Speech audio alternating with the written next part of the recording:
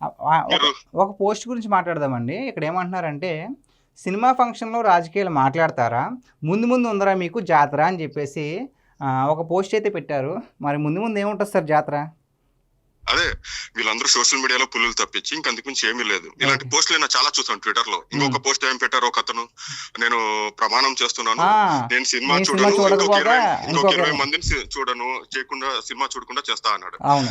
ఇదే తెలివితేటలో అతను ఎవడైతే ట్వీట్ చేశాడో, హ్మ్. ఈ పనికిమాల పనులు కాకుండా పనికొచ్చే పనులు చేసి ఉంటే, హ్మ్. అంటే లైక్ ఫర్ ఎగ్జాంపుల్ అతను ఓటేసి అతని చేత ఇంక 20 మంది చేత వాళ్ళ అన్నకి ఓటేయించినంటే కనీసం వాళ్ళ అన్నకి 11 కాకుండా 20 సీట్లైనా వచ్చేదేమో. అవునవును. ఇట్లా పనికొచ్చే పనులు కాకుండా పనికిమాల పనులు చేయడంలో బేసిక్ గా ఈ పేటిఎం బ్యాచ్ ముందుంటారనమాట. హ్మ్. వీళ్ళంతా సోషల్ మీడియాలో హడావిడి చేస్తారు అంతే. ఓకే. మీకు ఇంకొక బెస్ట్ ఎగ్జాంపుల్ చెప్తా. హ్మ్. వీళ్ళు నిజంగా వీళ్ళకి అంత సినిమా ఉండి ఒక సినిమాని అడ్డుకుంటాము, ఒక సినిమాని ఫ్లాప్ చేస్తాము అని అంత సినిమా ఉంటే వీళ్ళు ఈ మధ్య కాలంలో వాళ్ళ జగనన్న మీద తీసిన సినిమా వ్యూహం అనేసి రామ్ గోపాల్ వర్మ తీసాడనమాట. అవును. అది విజయవాడలో ఎక్కడో ఫంక్షన్ జరిగింది. మొత్తం మినిస్టర్లు అందరూ వచ్చారు, ఎమ్మెల్యేలు వచ్చారు, ఓ హడావిడి చేశారు. హ్మ్. కానీ ఆ సినిమా ఎక్కడ రిలీజ్ అయింది, ఎన్ని థియేటర్లో రిలీజ్ అయింది, కనీసం ఆ ప్రొడ్యూసర్ కి టీల్ కి కాఫీలకి అయినంత ఖర్చు అయినా తిరిగి వచ్చిందా అనేది ఒక క్వశ్చన్ మార్క్ అందరికి. అవును సార్.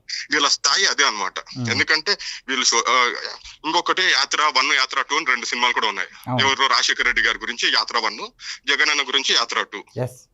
సో వీళ్ళ సినిమాలే వీళ్ళకి కనీసం ఈ ఖర్చులు కూడా అయ్యేంత కూడా సంపాదించలేదు, అంత కూడా ఒక షో కూడా హౌస్ఫుల్ కాకుండా, అది వీళ్ళ స్టామినా. హ్మ్. వీళ్ళు వచ్చి పక్కన సినిమాలు అడ్డుకుంటాము, ఫ్లాప్ చేస్తాము, ఒక 20 మందిని సినిమాకు పోకుండా చేస్తాము అన్నది ఆ ఊరికి అంతే. వీళ్ళన్ని గాలి మాటలు అంతే. ఓకే. గాలి బ్యాచ్ అంతే. ఒక మాటలో చెప్పాలంటే వీళ్ళని ఎక్కువ సీరియస్ గా తీసుకోవాల్సిన పని కూడా లేదు.